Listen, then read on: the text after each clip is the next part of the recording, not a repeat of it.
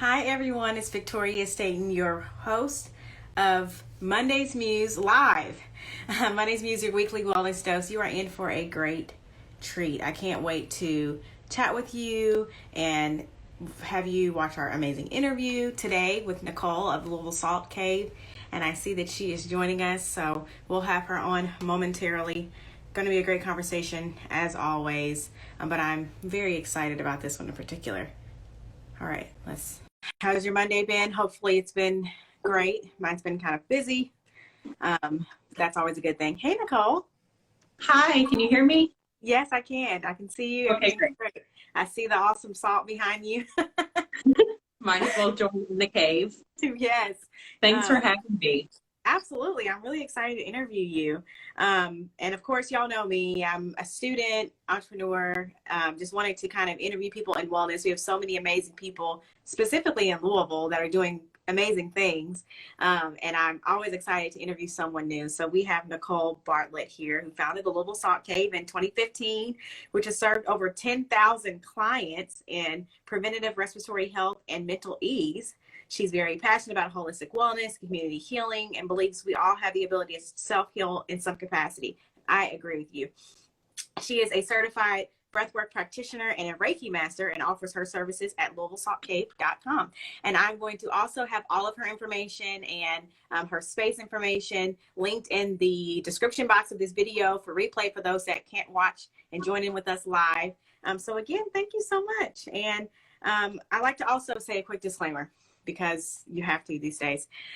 We are not your doctor, of course, so please consult with a medical professional before taking our advice. But if you do choose to take our advice, it is at your own risk. So I just like to say that just to make sure that is clear. But Nicole, I've done a lot of talking, so please tell those that are watching live and those that will watch the replay a little bit more about yourself.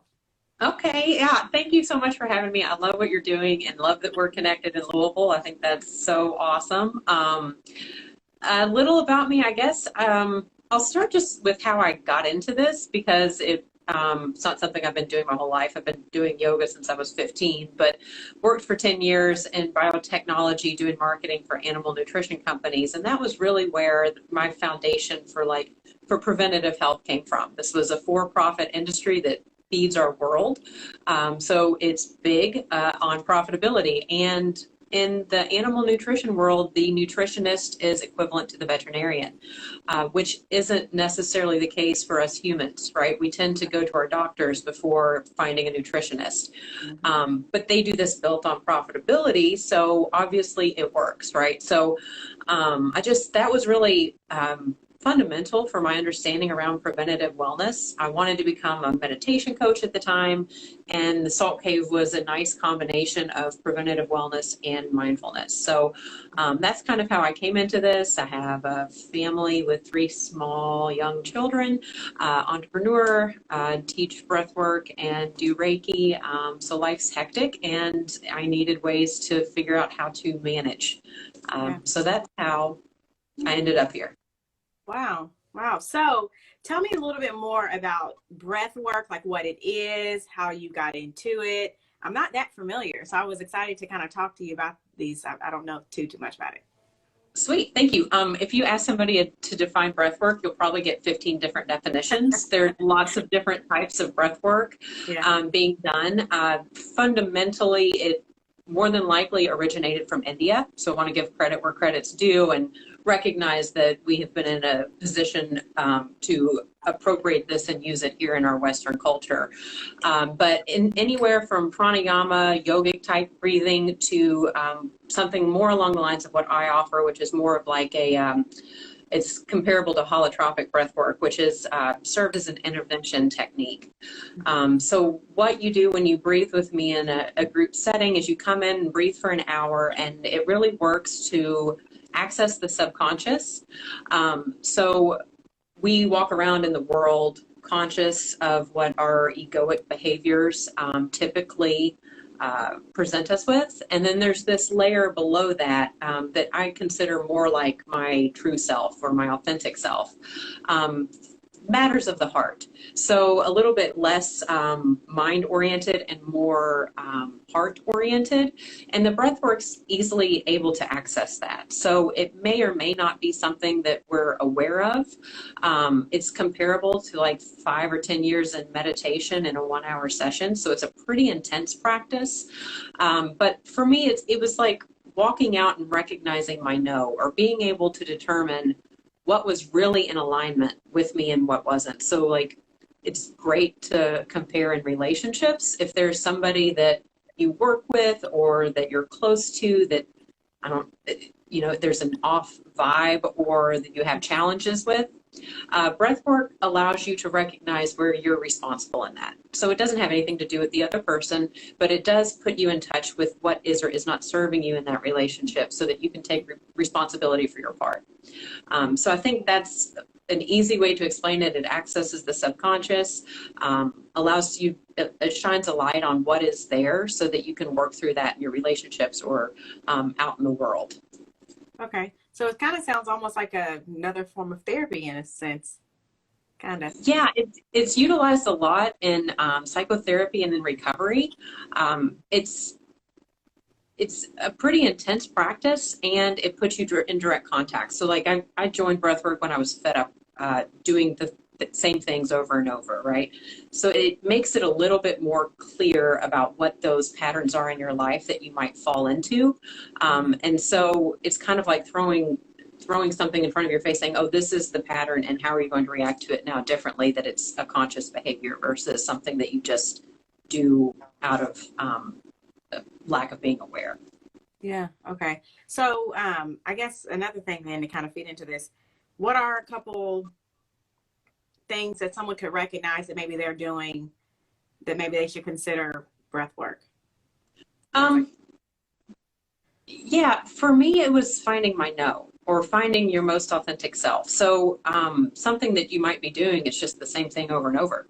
Like you might recognize patterns in your life, either in relationships or in your work or how you show up in the world, there's patterns. So it's a consistency. And when you find those patterns, there's something that you're playing a part in. Yeah. So when I say like fed up with doing things the same way I've been doing, like I noticed a pattern of me being in a bully relationship over and over. And it took me breathing to recognize where my no was, where I could actually walk into this relationship and say, oh, this isn't healthy for me. Where before I could just brush it off and be like, oh, it's just whatever it is. Yeah. So it was able to go into that place and see where am I contributing to this behavior, this pattern in my life. And it takes, awareness around that. I recommend anybody that does the work to either work with me or work with a therapist or somebody that they're comfortable with to help feedback during the process, because it's really important to have somebody help reflect during that so that you're not the only one sitting there thinking, is this a pattern? Is it not? It helps to have that support. Okay. So also you're certified Reiki master. What does that mean? And what is Reiki? Okay, so Reiki's literally energy work. It translates to God's life force energy. If you believe in spirit or source or universe, I essentially say a prayer to be a hollow bone, which is of a Native American thought. But that allows the energy to flow through me and to the person. I'm just a conduit. I compare it to like a laying of hands, because there is hand laying over the body, typically over the 7 chakras.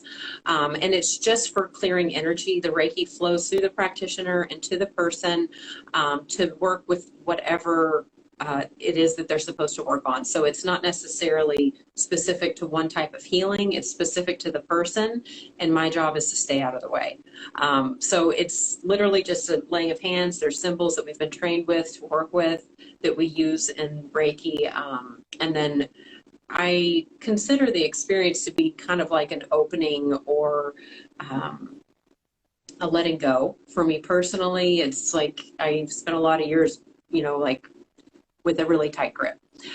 So Reiki kind of came in and allowed, my experience with it was allowing me to just kind of let go and release and fall more into a place of allowance than control. And again, that's personal to me. But I feel like it's an opening of that energy center, which is the 7 chakras, and just allowing those areas to open and allow for greater flow of energy through the body. So is it at all faith-based? Because of course I know there's people, maybe they don't believe in God, maybe Right. they do, but yeah. No, it's not faith-based. It's really it was founded in Japan, and it's based around a number of symbols that are used. But other than that, it essentially means life force energy throwing through the person and through the practitioner into the person. But it's not specific to any type of religion. Okay. So to get more back into the salt cave, I wanted you to explain those things because people may not be familiar and may not know. I know I didn't know that much about it, but I've heard different things. So thank you for sharing all of that information. And so why the salt cave? All the things. Can you say and spell what you're talking about? So yes, and you're talking about. I believe she's talking about the Reiki. So it's spelled REIKI, correct? Right? Yes. Mm-hmm. Yes. So there's that. And then, why the salt cave? I know you talked a little bit about your personal experience, but why do that? I guess of all the businesses that you could start, what made you choose a salt cave? Well, it was different, right? I love that there wasn't one here. We were probably one of the first 50 salt rooms to open in the United States in 2015. But when I came into this work, like I said, it was based on prevention. And what halotherapy does is to help clean up the respiratory tract. So when you come into the cave, you're breathing in fine granulated particles of salt. And salt is antimicrobial. Bacteria and viruses don't live well around it. So when you're breathing in these tiny particles of salt, it's working like a toothbrush to scrub up the respiratory tract. So we recommend breathing in through the nose. It goes deep into the lungs. And you have the antimicrobial properties of the salt, which is just cleaning up that mucosal membrane and that lung microbiome. It's also anti-inflammatory in that it pulls moisture away from areas of inflammation. So why a salt cave in the Ohio Valley? It was like, well, this is a really nice combination of allergy relief from the symptom perspective in a place where we suffer widely with that. There's a mindfulness component. We play music that helps to settle the mind, and with the world as crazy as it is right now, like in 2015, who knew? We've really taken more of I would even say a spiritual approach to what this work is, and not from a specific denomination, but we say we come inside to create our outside. So the cave is built with this respiratory and skin benefit from a physiological perspective. But when you come in and do a session in the cave, it's a community space. We quiet the mind, we go inside, and it allows us to really get more in touch with, again, our yes or no, or who we are and how we want to show up in the world. There's been research that shows when large groups of meditators come together, they can reduce crime in a certain population. And so this is like small scale opportunity for Louisville to do this in community. Absolutely. Wow. That's awesome. So what should someone expect maybe on their first experience at the salt cave? And I know that could depend on their health conditions and all the things, but in general, what should someone expect? So when you come in, there's just one form to read over, fill out. We do ask everybody to take shoes off, and that's because the floor is covered in salt. So we ask you to wear socks in to protect that salt. And that's really, the cave is cool. So you may want a blanket or to dress in layers, but the cave is cool. And you come in and out looking the same, if not just like lighter. But you can like dress for an event if you're going somewhere on a date night or something. You don't have to dress for the cave. You're just laying down in an anti-gravity chair. A lot of people sleep, pray, meditate. So it's very quiet. It is a community space, so there's a chance that you're in there with others. If somebody like shuffling around in their chair would be distracting to you, we have headphones free of charge with music and meditation on those. You just can request those at the front. And then you can rent the cave out privately as well. That gives you a little bit more of a private experience. But you just come in, lay for 45 minutes, and then leave. So you want to give yourself about an hour to do a session. But yeah, it's pretty easy in and out.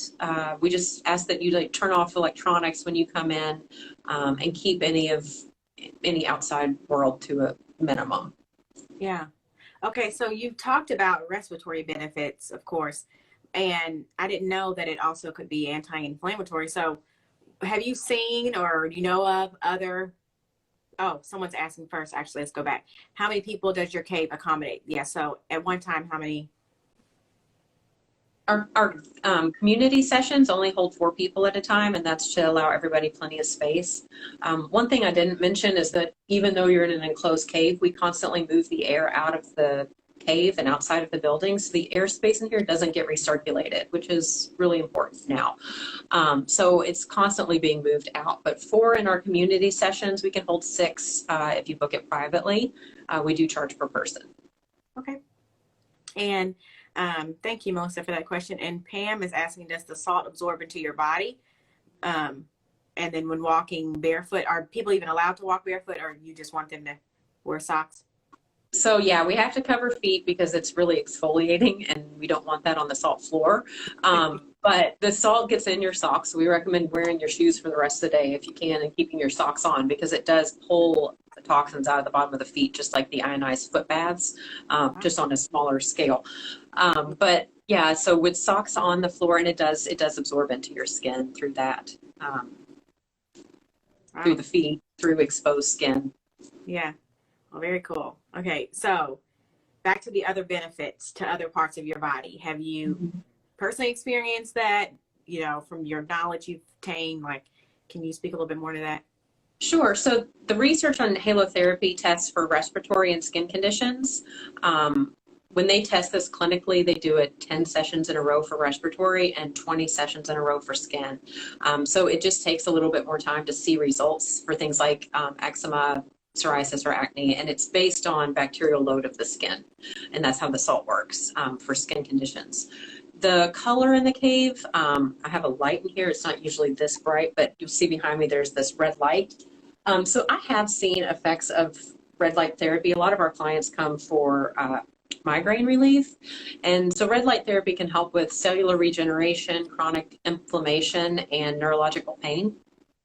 And so we have the same wavelength frequency in here. It's not coming through a laser like the therapy treatments would be, but it does shine through crystal structures in the salt. So we get a lot of clients that have effects from that. Wow. As well. Well, that's great to know. Yeah, I mean, that kind of just alternative medicine, alternative ways to do things from a more holistic approach that get to the root cause. And that's like a big thing for me. Why I even decided to go back to school is because there's so much out there to just treat symptoms. But if you can get to the root of it, you can clear it out, you're not going to stay in this cycle of, let me take this pill and then it comes back, and let me take this and it comes back. Not to bash medicine, but that's really awesome. Yeah. I mean, it grows, right? If you don't take it out at the roots or discover what it is that is there for you at the root cause, then it'll just keep growing. Absolutely. So can someone actually work with you as a breathwork instructor or a Reiki master in the cave? I guess for... Yes. So we have, there's 3 of us that provide Reiki here. Jory and Rakita are both listed on our website, and then I do as well. If you want one of us specifically, we just ask that you request it. We're currently, otherwise it'll just be based on who's available. We're currently booking Reiki privately right now, but you can bring others with you. So that's booked for up to 3 people. And it's about an hour long. The breathwork sessions are 2 hours in length. I offer those in a group environment. It is a lot of breathing. So just to put that out there in this environment. But that holds 4 people, and that is scheduled as well on our website. I do offer one-on-one private work. That can be found at ndavisbartlett.com. And it's still here in the cave, but that has a little bit more detail around what I offer personally. Okay, thank you. And how long would it typically take someone to see benefits from being in the cave or even including those other services? How long does it typically take? So the cave, I always use allergies because it's an easy in and out noticeable difference. People can walk in and notice an immediate effect. So like I come in and like I start dripping as soon as I walk in the building, but I'm around a lot of salt. So people will come in and do a session. They may notice their sinus congestion breaking up immediately. Sometimes it takes 24 hours. To really work with chronic conditions, those 10 sessions tested clinically are recommended, but most of our clients notice a difference in the first 24 hours with regard to halotherapy.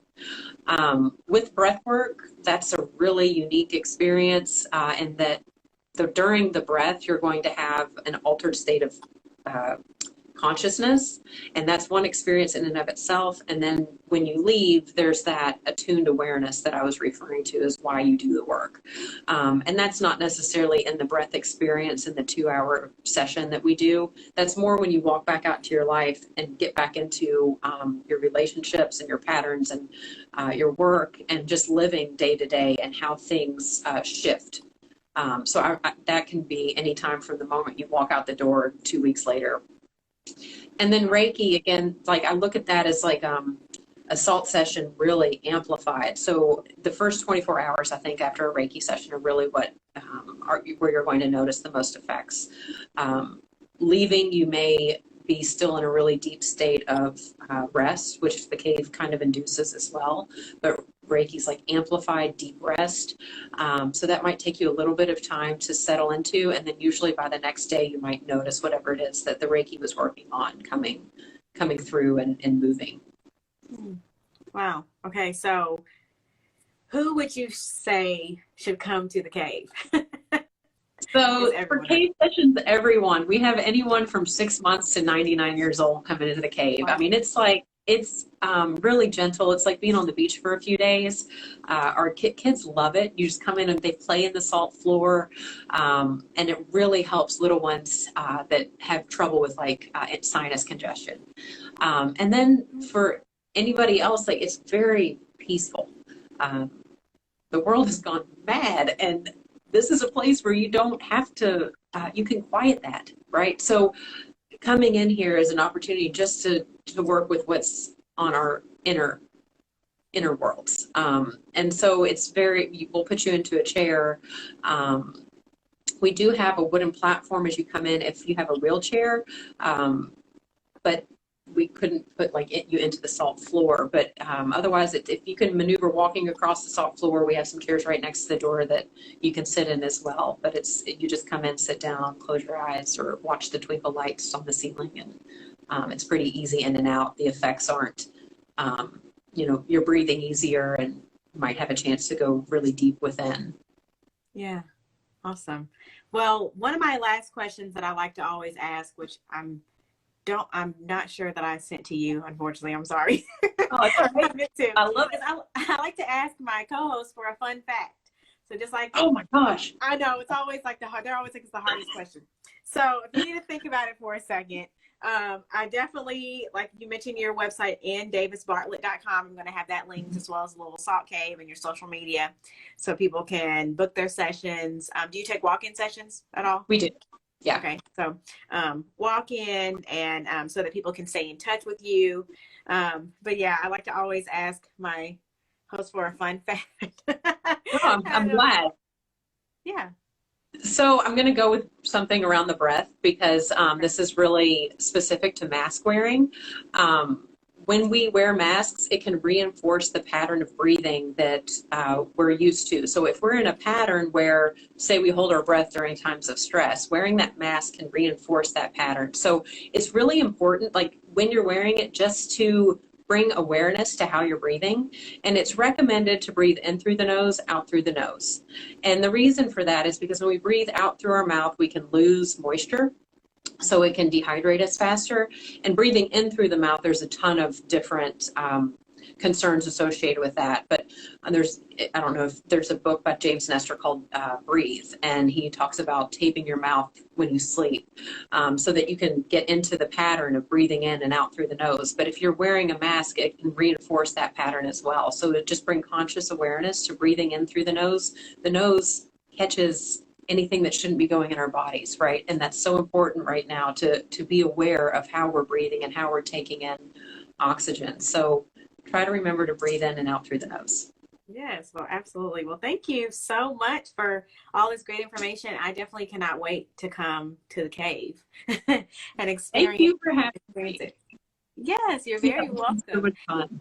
Yes, thank you. And of course, we will have replay available soon after we end this live. So thank you all so much for joining us for Monday's Muse, your weekly wellness dose. And don't forget to look out for our podcast, because we have episodes uploading every single week. But thank you so much, Nicole. I hope you have a great day and a great rest of your week. And I can't wait to come by soon. Thank you for what you do. You're incredible. Oh, you're very welcome. I'll Thank talk to you later. Thanks. Bye. You all.